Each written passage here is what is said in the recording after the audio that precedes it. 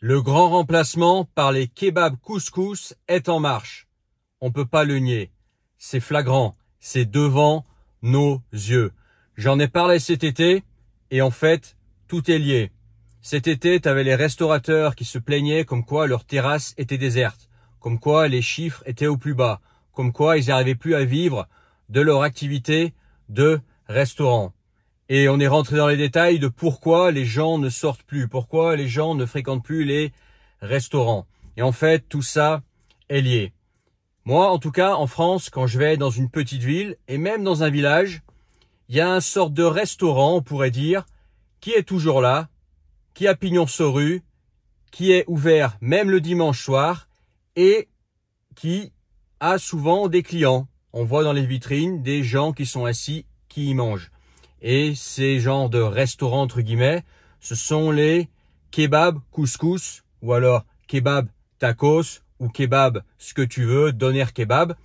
Et eux, en tout cas, ils n'ont pas l'air de se plaindre du manque de chiffres. Ils n'ont pas l'air de se plaindre qu'ils n'ont pas de clients. On ne les voit pas sur Internet se plaindre comme quoi les chiffres seraient en baisse. Au contraire, moi je vois des publicités à tout va sur les réseaux sociaux de ces genres de fast-food, restauration rapide, du genre kebab, etc., tacos, etc. Ok? Et en fait, pourquoi tout ça est lié?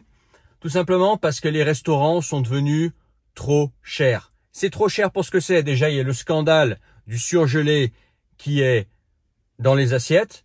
Tu vas payer un plat assez basique en fin de compte, 30-35 € par paire tête, pour au final te retrouver dans ton assiette avec des plats surgelés, du réchauffé. Bref, il n'y a aucune touche, il n'y a aucun savoir-faire, c'est juste savoir appuyer sur le bouton d'un micro-ondes et réchauffer et faire x2 ou faire 3 pour se faire une marge. Il n'y a aucune touche.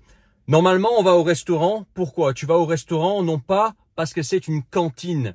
Tu vas au restaurant non pas juste pour manger. Tu vas au restaurant parce que tu veux quelque chose de particulier. Tu veux bien manger. Oui, tu vas mettre un certain prix. Et moi, je te dis, je suis prêt à mettre un certain prix pour un restaurant. Si je sors du restaurant, que j'ai une super ambiance, un super service, que j'ai bien mangé, etc. Oui, j'ai mis le prix. Mais par contre, je ressors avec le sourire. Par contre, si c'est pour claquer entre 50 et 70 € à deux, et je te parle même pas si tu as des enfants, juste pour avoir mangé à la cantine, à quoi bon? Dans ce cas-là, moi non plus, je vais plus au restaurant. Et toi, je pense que toi aussi. Et les Français aujourd'hui, ils sont plus bêtes. Ils ont compris l'arnaque. Ils ont compris que dans beaucoup de restaurants, pas tous, il y a toujours des exceptions, des gens qui font du boulot avec le cœur, qui font des repas où tu sens que la personne y a mis son savoir-faire, son cœur, etc., sa volonté.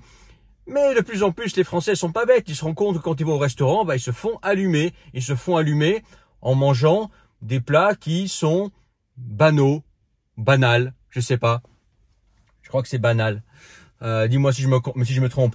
Mais en tout cas, ils savent très bien qu'ils peuvent manger la même chose chez eux, aller dans un supermarché et se faire leur plat eux-mêmes et ils mangeront pareil, voire mieux pour 3-4 fois moins cher. Donc pourquoi aller dans un restaurant à ce prix-là, autant prendre avec soi son casse-croûte et quand ils partent en vacances au ski ou à la mer, bon en ce moment ça a pu être le ski avec le froid qui arrive, et ils prennent leur casse-croûte et ça va très bien. Donc ils vont plus dans les restaurants, tu vois.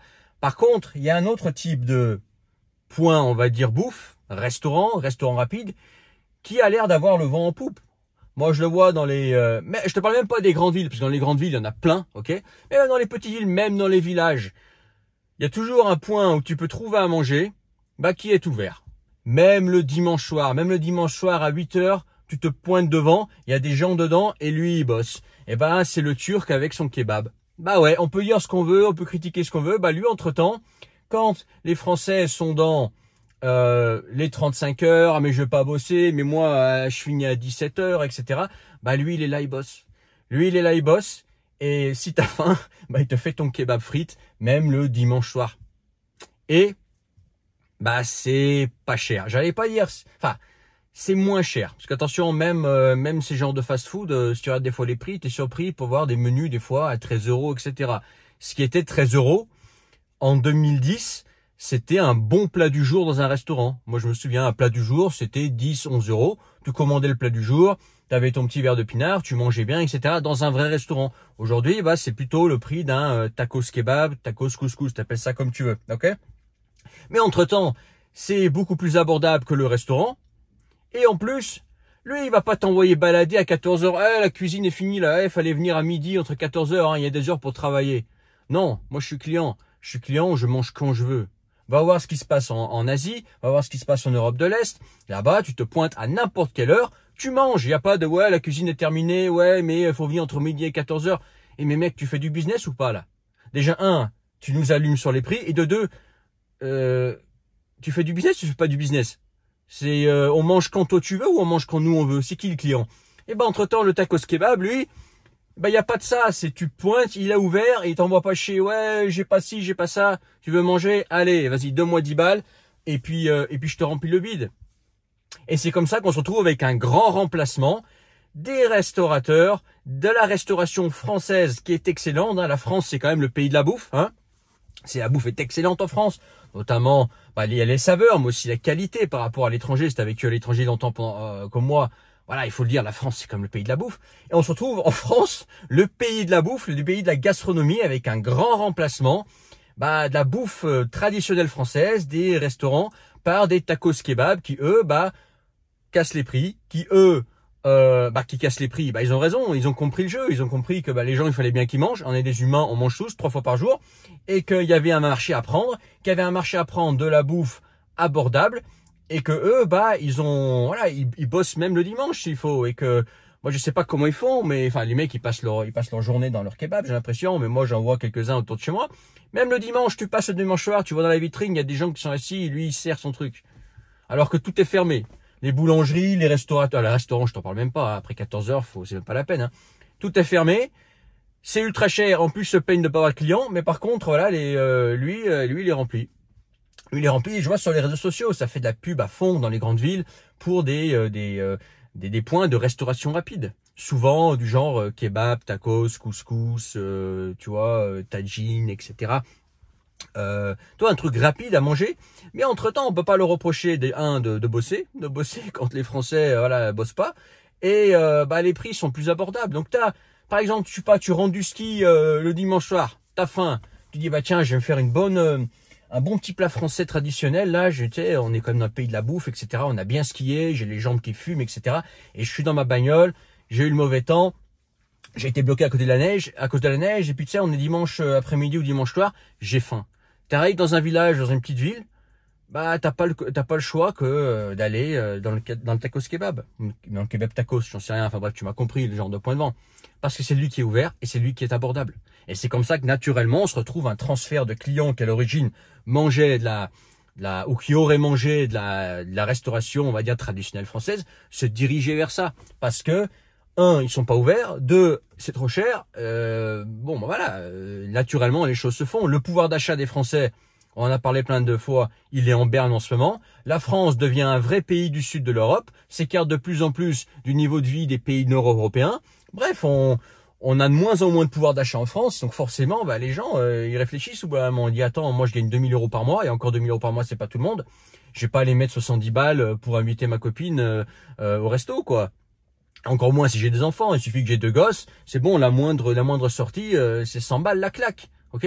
Bon, ça aussi, je l'ai remarqué dans les chaînes de fast-food aussi, ça devient quand même, les prix ils augmentent, quoi. En ce qui concerne la bouffe en France, les prix ont vachement augmenté, notamment quand je te parle de bouffe, les sorties, etc. Mais entre temps, ceux qui tournent l'épingle qui tirent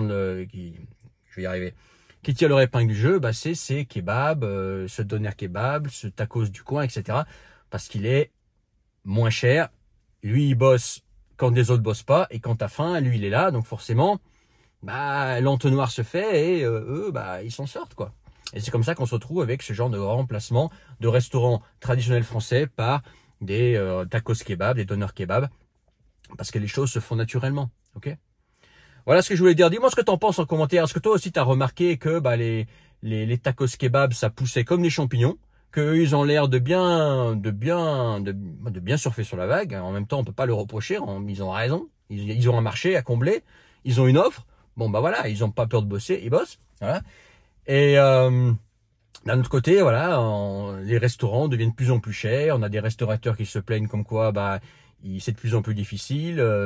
Est-ce que toi tu l'as remarqué? Moi, en tout cas, je l'ai bien remarqué et c'est dommage.